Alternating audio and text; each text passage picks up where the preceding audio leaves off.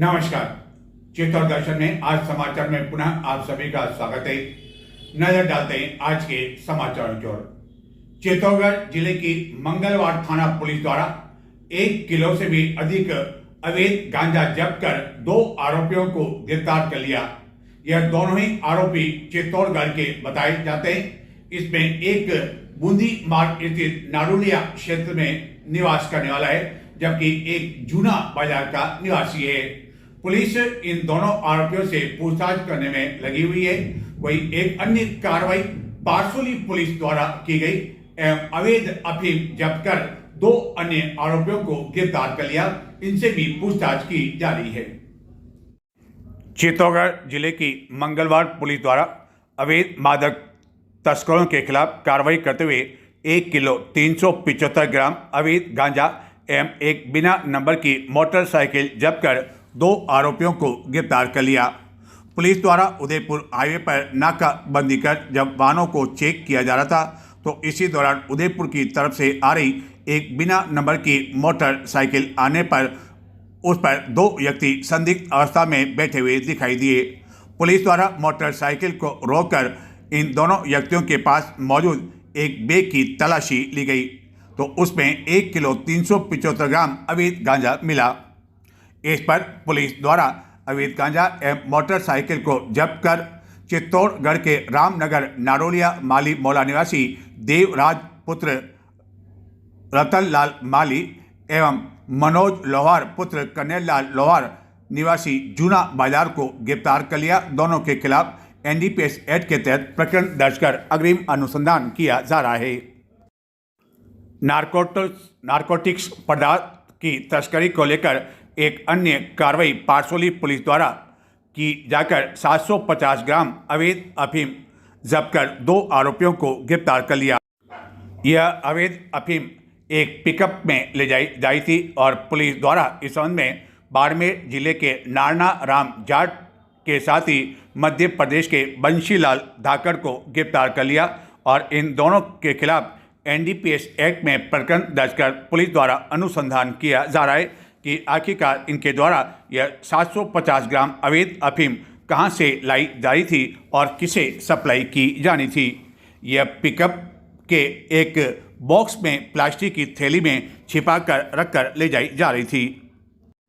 चित्तौड़गढ़ के बहुचर्चित रमेश इनानी हत्याकांड में पुलिस ने एक और आरोपी को गिरफ्तार कर लिया, जो कि पाली जिले में संत बताया जाता है, जिसका नाम गत दिनों जब चर्चा में आया था तो उसने अपने आप को बेकसूर बताया था। लेकिन पुलिस ने इस मामले में जिस आरोपी को गिरफ्तार किया है, पुलिस का कहना है कि उसके द्वारा मुख्य जो शूटर है उसको उपलब्ध करवाया गया था संत रमता राम को, और इसमें इसकी महत्वपूर्ण भूमिका रही थी और इसे इस पूरे हत्याकांड के बारे में जानकारी थी, जिसके कारण उसे इस षड्यंत्र के मामले में गिरफ्तार किया गया है। चित्तौड़गढ़ के बहुचर्चित रमेश इनानी हत्याकांड में पूर्व में गिरफ्तार किए गए शूटर मनीष कुमार उर्फ कमल दुबे की पुलिस रिमांड अवधि 9 जनवरी को समाप्त होने जा रही है, जिसे पुलिस ने दूसरी बार पुलिस रिमांड पर लिया और प्रोडक्शन वारंट के द्वारा उसे जेल से गिरफ्तार किया। और अब कोतवाली पुलिस द्वारा इस प्रकरण में एक और आरोपी की गिरफ्तारी की गई है। यह पाली जिले के बाली निवासी भजना राम गुरु पिता मोहन राम है, जिस पर आरोप है कि उसके द्वारा रमेश इनानी की हत्या के लिए शूटर मनीष दुबे को रमता राम को उपलब्ध करवाया गया एवं भजना राम को गत कई समय से रमेश इनानी की हत्या करने तथा प्लानिंग की जानकारी थी। कोतवाली पुलिस ने भजना राम को इस हत्या के दुष्प्रेरण एवं षड्यंत्र में शामिल होने के आरोप में गिरफ्तार किया है, जबकि इस बहुचर्चित प्रकरण में एक अन्य आरोपी संत रमता राम की अग्रिम जमानत अर्जी पर उच्च न्यायालय में शुक्रवार को सुनवाई नियत है, जिस पर सभी की निगाह लगी हुई है। पुलिस द्वारा जिस एक अन्य आरोपी भजना राम को गिरफ्तार किया है, उससे की जाने वाली पूछताछ से भी कई महत्वपूर्ण एवं चौंकाने वाले खुलासे हो सकते हैं। पुलिस अब उसे यह पता लगाने का प्रयास करेगी कि आखिरकार मनीष दुबे की मुलाकात उसके द्वारा संत रमताराम से कहां किस किस स्थान पर करवाई गई और क्या उनके द्वारा इस हत्या के लिए मनीष दुबे को सुपारी दी गई, और यदि सुपारी दी गई तो कितने की दी गई, किस माध्यम से लेन देन हुआ, और क्या यह पूरा मामला भूमि विवाद को लेकर हुआ था, और क्या इसमें और जने भी शामिल है। इस संबंध में भी पुलिस द्वारा आने वाले दिनों में इससे पूछताछ किए जाने की संभावना से इनकार नहीं किया जा सकता है। चित्तौड़गढ़ के इंदिरा गांधी स्टेडियम में चल रही राष्ट्रीय विद्यालय हैंडबॉल प्रतियोगिता के तहत गुरुवार को पहले प्री क्वार्टर और उसके पश्चात क्वार्टर फाइनल के मुकाबले खेले गए। इस दौरान मेजबान राजस्थान की जो टीम है, छात्र और छात्रा वर्ग दोनों ने ही बेहतरीन प्रदर्शन किया और दोनों ही वर्गों में अपने अपने मैच जीत लिए और सेमीफाइनल में प्रवेश कर लिया। क्वार्टर फाइनल मैच देखने के लिए स्टेडियम में बड़ी संख्या में दर्शक मौजूद थे। अब 9 जनवरी शुक्रवार को सेमीफाइनल मुकाबले होंगे। संभावना यह भी है कि फाइनल मुकाबले 10 जनवरी को होने वाले समापन समारोह से पहले शुक्रवार सायं हो सकते हैं। चित्तौड़गढ़ के इंदिरा गांधी स्टेडियम में चल रही गुणसितरवीं राष्ट्रीय विद्यालय हैंडबॉल प्रतियोगिता अंडर 14 में मेजबान राजस्थान ने शानदार प्रदर्शन करते हुए छात्र एवं छात्रा दोनों टीमों ने गुरुवार को अपने अपने क्वार्टर फाइनल मुकाबले जीतकर सेमीफाइनल में प्रवेश कर लिया। छात्र वर्ग में सेमीफाइनल में राजस्थान का मुकाबला हरियाणा से होगा, जबकि दूसरे सेमीफाइनल में गुजरात और दिल्ली की टीम आमने सामने होगी। छात्रा वर्ग में पहला सेमीफाइनल राजस्थान एवं मणिपुर के बीच होगा, जबकि दूसरे सेमीफाइनल में हिमाचल प्रदेश और हरियाणा के बीच मुकाबला खेला जाएगा। सेमीफाइनल मुकाबले शुक्रवार को खेले जाएंगे और संभवतः शनिवार सवेरे होने वाले समापन समारोह से पूर्व शुक्रवार सायं फाइनल मैच भी खेले जा सकते हैं। प्रतियोगिता में इससे पहले खेले गए छात्र वर्ग के क्वार्टर फाइनल मुकाबले बेहद रोमांचकारी रहे। राजस्थान की टीम शुरू से ही पंजाब पर हावी रही और पंजाब को 23-8 के बड़े अंतर से पराजित कर दिया। इसी तरह गुजरात ने संघर्षपूर्ण मुकाबले में मध्य प्रदेश को 23-18 से हराकर अंतिम 4 में जगह बनाई। दिल्ली ने आक्रमण खेल का प्रदर्शन करते हुए तेलंगाना को 35-15 से परास्त किया, जबकि हरियाणा ने विद्या भारती को 25-17 से मात देकर सेमीफाइनल में प्रवेश कर लिया। क्वार्टर फाइनल के मुकाबले देखने के लिए बड़ी संख्या में दर्शक मौजूद थे। इसी तरह छात्रा वर्ग के क्वार्टर फाइनल मुकाबलों में भी खिलाड़ियों ने बेहतरीन खेल का प्रदर्शन किया। राजस्थान की छात्रा टीम ने उत्तर प्रदेश को 24-16 से हराते हुए सेमीफाइनल में अपनी स्थान बना लिया, जबकि हिमाचल प्रदेश ने पंजाब को 8-3 से पराजित किया।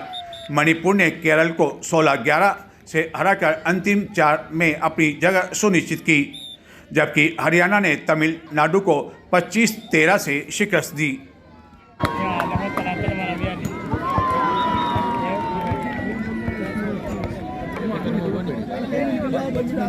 राष्ट्रीय विद्यालय हैंडबॉल प्रतियोगिता का ये चौथा दिन और ये क्वार्टर मुकाबला है, क्वार्टर फाइनल राजस्थान और पंजाब की टीम के बीच। अनुरोध करूंगी कांची सर से, सर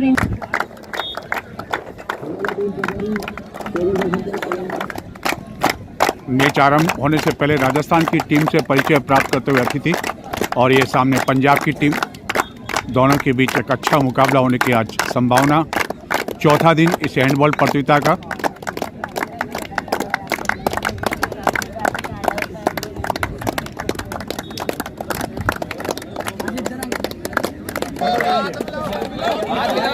ये छोटे छोटे बच्चे पारोली गांव से उत्साहवर्धन करने के लिए आए और समझने की कोशिश करने के लिए आए कि मेजबानी पारोली को मिली है और यह इस तरह परिचय प्राप्त कर रहे हैं। इन छोटे छोटे खिलाड़ी जो कल के खिलाड़ी बनेंगे, भविष्य बनेंगे, और बहुत उत्साह दिख रहा है इनमें। और छोटे छोटे बच्चे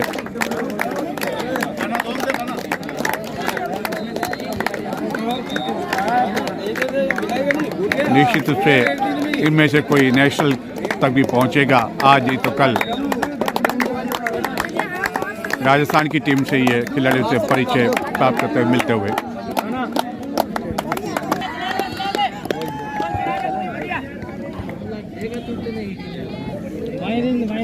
एक बार पुनः बता दूं कि राजस्थान और पंजाब के बीच ये क्वार्टर फाइनल का मुकाबला, और इसमें जो विजेता होगी वो सेमीफाइनल में पहुंचेगी, और सेमीफाइनल का जो मुकाबला है वो शुक्रवार को होगा।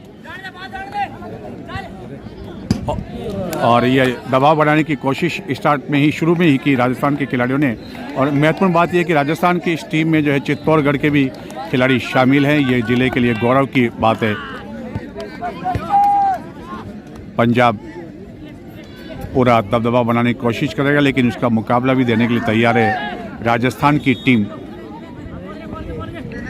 और राजस्थान लगातार अपने लीग मैच जीतती आ रही है, और अब राजस्थान के खिलाड़ी दीवार की तरह खड़े रहे। मैदान संख्या 1 पर और पहला गोल बनाने के लिए मौका पंजाब के पास, लेकिन वहां बचाने में गोल सफल रहे राजस्थान के खिलाड़ी। और एक छोटा सा खिलाड़ी, आप देख सकते हैं कितनी अधिक स्फूर्ति इसमें, और बच गया। पंजाब की टीम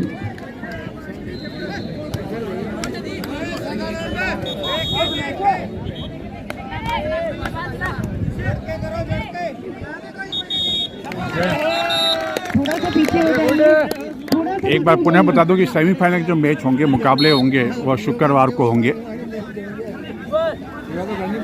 यानी कि 9 जनवरी को सेमीफाइनल। और यह भी तय नहीं हुआ कि फाइनल कब होगा। हो सकता है कि 9 जनवरी शाम को हो जाए, या 10 जनवरी को सवेरे लगभग समापन समारोह होगा। तो ये प्रयास भी हो रहा है कि फाइनल मुकाबले भी जो है 9 जनवरी शुक्रवार को ही हो जाए। गोल बचा लिया।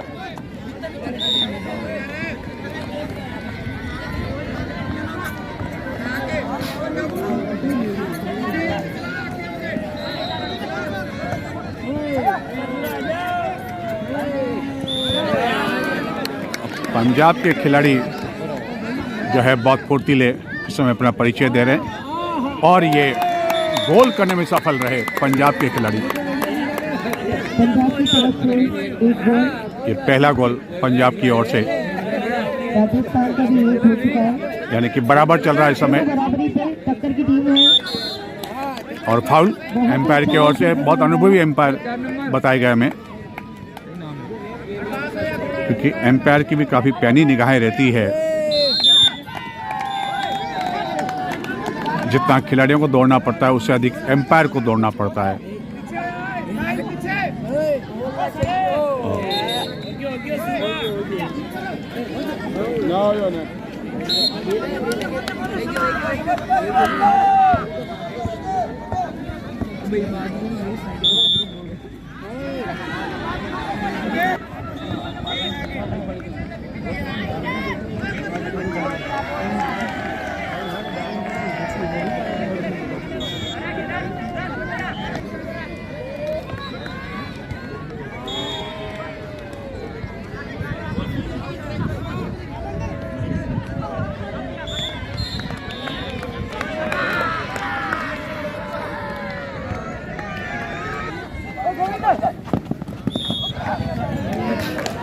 बहुत बढ़िया गोल।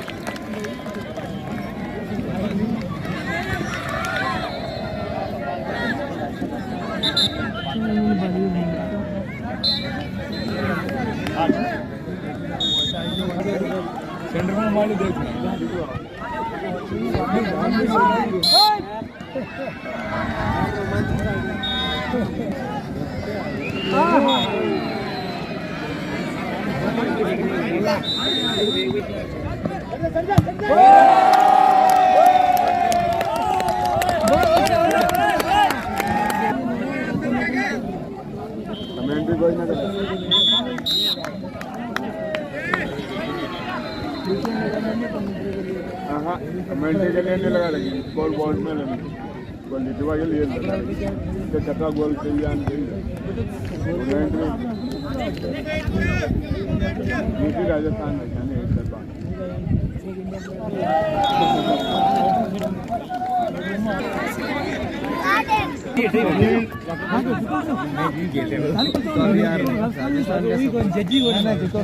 ये पंजाब और राजस्थान आपके मतलब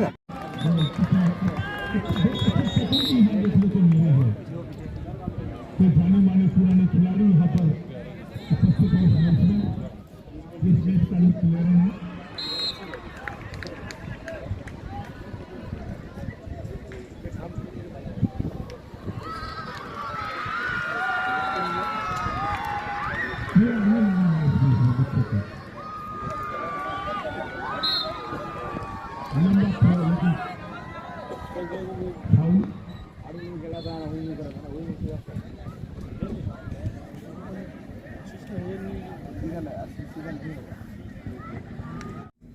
चित्तौड़गढ़ के उदयपुर मार्ग पर स्थित है सैंती पुलिस चौकी और इसी सैंती पुलिस चौकी से महज कुछ दूरी पर स्थित है राजीव गांधी उद्यान और इस उद्यान के बाहर खाने पीने के कई हाथ ठेले लगा करते हैं एवं शाम के समय यहाँ की रौनक देखते ही बनती है और इसी स्थान पर गत 6 जनवरी को कई हमलावर अपने हाथों में लाठियां और स्टिक लेकर पहुंचे थे एवं एक हाथ ठेले वाले एवं उसकी पत्नी के साथ न केवल मारपीट की बल्कि हाथ ठेले को भी काफी अधिक नुकसान पहुंचाया, तोड़-फोड़ की और यह सारा जो घटनाक्रम यहाँ लगे सीसीटीवी कैमरे में कैद हो गया।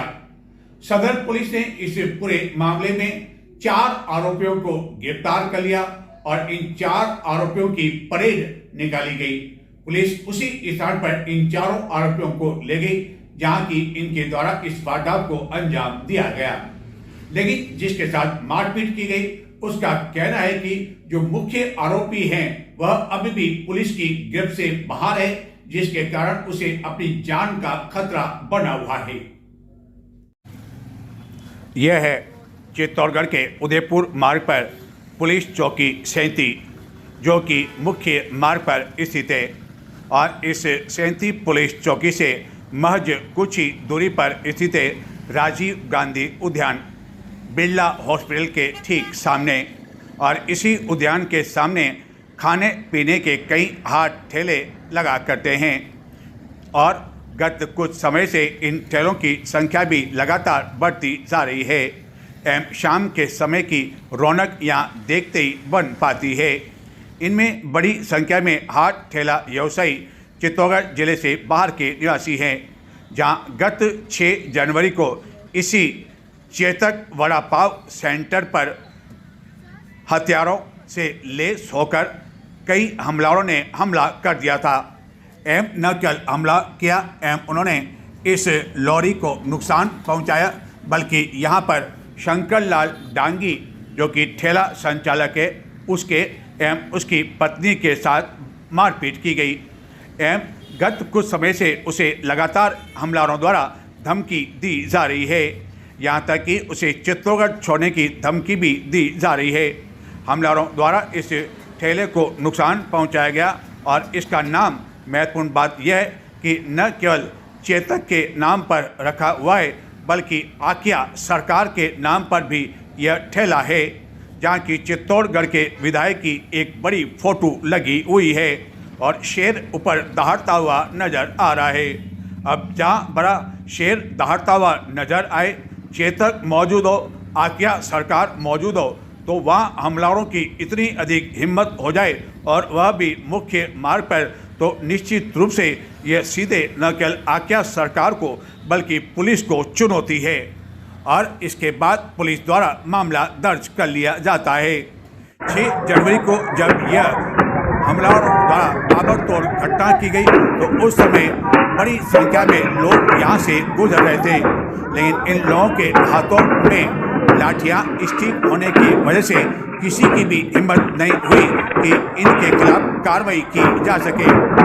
बड़ी संख्या में यहाँ हाथ ठेला व्यवसायी भी थे, लेकिन वह भी हिम्मत नहीं कर सके, जो कि गत कई समय से इनको रंगदारी भी दे रहे हैं। इनमें अधिकांश हमलावर चित्तौड़गढ़ के 37 क्षेत्र के ही निवासी बताए जाते हैं। पुलिस द्वारा इन सभी के खिलाफ मामला दर्ज कर लिया गया। तो सुना आपने आरोपियों द्वारा कहे गए शब्द, गलती हो गई माफ़ करो। आखिरकार गलती तो हुई, गलती ही नहीं बड़ी गलती हुई। सीधे आकिया सरकार को चुनौती दे दी गई, सीधे चेतक को चुनौती दे दी और ख़ास तौर पर सीधे पुलिस को चुनौती दे दी। लेकिन जिस हाथ ठेला संचालक पर यह हमला किया गया, शंकर लाल डांगी पर, उसका कहना है कि इस हमले में जो मुख्य आरोपी हैं मोहन गुजर, धनराज गुजर, राहुल जायसवाल, वह अभी भी पुलिस की गिरफ्त से बाहर हैं। मोहन गुजर द्वारा जब गत दिनों उसे धमकी दी गई थी, उसके द्वारा पुलिस को इसकी शिकायत भी की गई, लेकिन पुलिस द्वारा कोई कार्रवाई नहीं किए जाने से हमलावरों के हौसले बुलंद हो गए और उस समय कार्रवाई कर ली जाती तो शायद यह नतीजा नहीं होता और उसे 50,000 रुपये का नुकसान नहीं होता। जबकि पुलिस का कहना है कि अन्य आरोपियों की भी सरगर्मी से तलाश जारी है। अब देखना यह है कि क्या पुलिस द्वारा उसी तरह जो मुख्य आरोपी है उन्हें शीघ्र से शीघ्र गिरफ्तार कर लिया जाएगा और इसी तरह आम जन में विश्वास कायम करने के लिए उनकी भी परेड निकाली जाएगी। इस संबंध में शंकर लाल डांगी, जिसके साथ मारपीट हुई, उसने चित्तौड़ दर्शन को बताया कि आपका शंकरलाल डांगी। शंकरलाल जी, उस दिन पूरा घटनाक्रम क्या हुआ और कितने लोग थे, उनके हाथों में क्या था, ये पूरा बताएं। ये 25-26 जने थे और इनके हाथों में स्टील के रोड थे कुछ तो, और कुछ एक आदमी के 2-4 आदमी के पास में स्टील के रोड थे, 5-4 के पास में धारदार हथियार के तलवार वगैरह भी थी। और ये लोगों ने बहुत सारा नुकसान किया मेरा और मारपीटे भी की मेरे घरवाली के साथ, मेरे साथ, और बहुत सारा ये लोगों ने नुकसान कर दिया, लारी भी तोड़ दी मेरे। तो पहले कोई धमकी दे के क्या था आपको? हाँ, पहले 1 महीने पहले ये मोहन गुजर ने धमकी दी थी कि लारी यहाँ से बंद करके चला जा तू गाँव, नहीं तो तेरे को मार डालेंगे। तो फिर मैंने ये इसके देखते हुए मैंने कैमरा वगैरह लगवाया और पुलिस को भी सूचित किया था कि भाई साहब मेरे को धमकी मिली है ऐसी, और रिपोर्ट दी थी मैंने। लगभग पहले 26 तारीख को रिपोर्ट दी थी मैंने पहले, और उस टाइम कुछ कार्रवाई हुई नहीं। मैं तो 26 दिसंबर या नवंबर?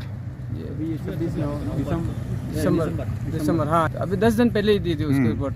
तो वो कुछ कार्रवाई वगैरह हुई नहीं थी। तो अभी उसके बाद में अभी 6 तारीख को वापस इन लोगों ने 25-26 जनों ने हमला कर दिया और 26 तारीख को भी एक हमला किया था। उस दिन तो लारी तोड़ दी थी, मेरी छोटी लारी है वड़ा पाव की, वो तोड़ दी थी। और इस बार बड़ी वाली वड़ा पाव, ये पानी पताशे की वगैरह, वो तोड़ दी पूरी। और लगभग कितना नुकसान हुआ? अभी लगभग 50-60 हज़ार का नुकसान हुआ है। और पैसे डेली पैसे मांगते थे ये लोग, 200 रुपये चाहिए एक लारी का, 100 रुपये, और पहले 100 रुपये से स्टार्ट किया, अभी लास्ट में अभी बोलने लगे 200 रुपये चाहिए एक लारी का। और उसके बाद में बाकी का इनका ये पूरी गैंग है, डराने धमकाने का बहुत इनका है। मेरे घर के आसपास भी रेकी करते हैं और अभी मेरे को बहुत जान को खतरा है, मेरे को ये कभी भी मार सकते हैं। तो क्या आपसे मांगते थे या दूसरे जो ठेले वाले? सब लारी वालों से, सभी लोगों से मांगते थे? सभी लोगों से मांगते हैं लोग, और हमेशा लेते हैं। बच्चे लोग डरते हैं बेचारे, क्या करें, बाहर के कोई या कोई गाँव का है या चित्तौड़ का है।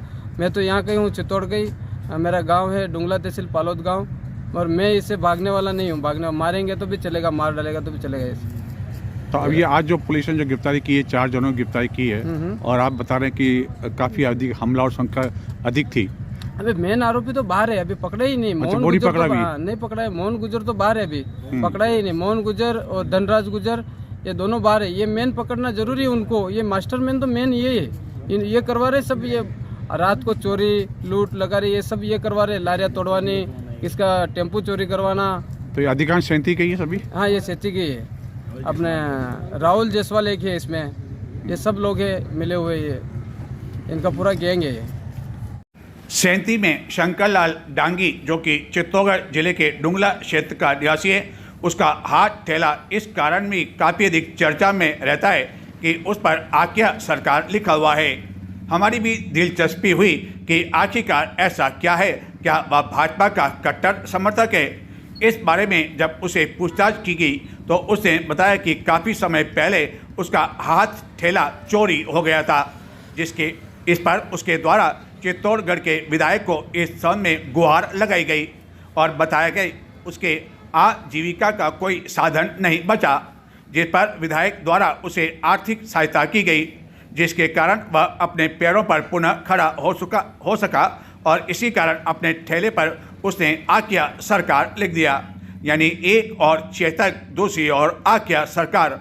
अब देखना यह है कि आखिरकार फिर से शंकरलाल डांगी अपने पैरों पर कब किस तरह खड़ा हो सकता है, क्योंकि अब उसे कोई छोटा मोटा नहीं बल्कि 50,000 से भी अधिक नुकसान हुआ है। और सबसे महत्वपूर्ण बात यह है कि जो मुख्य हमलावर है वह अभी भी पुलिस की गिरफ्त से बाहर हैं। नजर डालते हैं कुछ और समाचारों की ओर, लेकिन संक्षिप्त में देखते रहे चित्तौड़ दर्शन।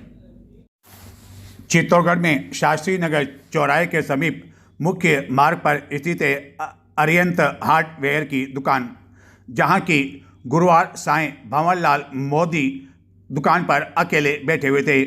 उसी दौरान मोटरसाइकिल पर 2 युवक वहां आते हैं एवं बातों ही बातों में उन्हें इतना अधिक उलझा देते हैं और न जाने उन पर कौन सा जादू करते हैं, जिसके कारण उन्होंने अपने हाथ में पहनी सोने की अंगूठी एवं चांदी की अंगूठी इन दोनों युवकों को दे दी एवं उन्हें पता ही नहीं चला। एवं बाद में जब इस घटना की जानकारी उन्हें पता चली कि वह इस तरह अंगूठी दे चुके हैं, तो घटना की जानकारी बाद में पुलिस को दी गई एवं सीसीटीवी कैमरे में यह दोनों युवक कैद हो गए, जिनमें से एक ने हेलमेट पहन रखा था और एक ने गमछा अपने सिर पर लगा रखा था। लेकिन इन दोनों के बारे में किसी तरह की कोई जानकारी नहीं मिल सकी। इस बारे में भंवरलाल मोदी, जो कि एक वरिष्ठ नागरिक हैं, अपने पुत्र की दुकान पर बैठे हुए थे, उसमें पुत्र कहीं गया हुआ था, जिन्होंने बताया कि इन दोनों युवकों ने उन्हें किस तरह फंसाया वह स्वयं समझ नहीं पा रहे हैं। तो ये थे आज के समाचार। नमस्कार।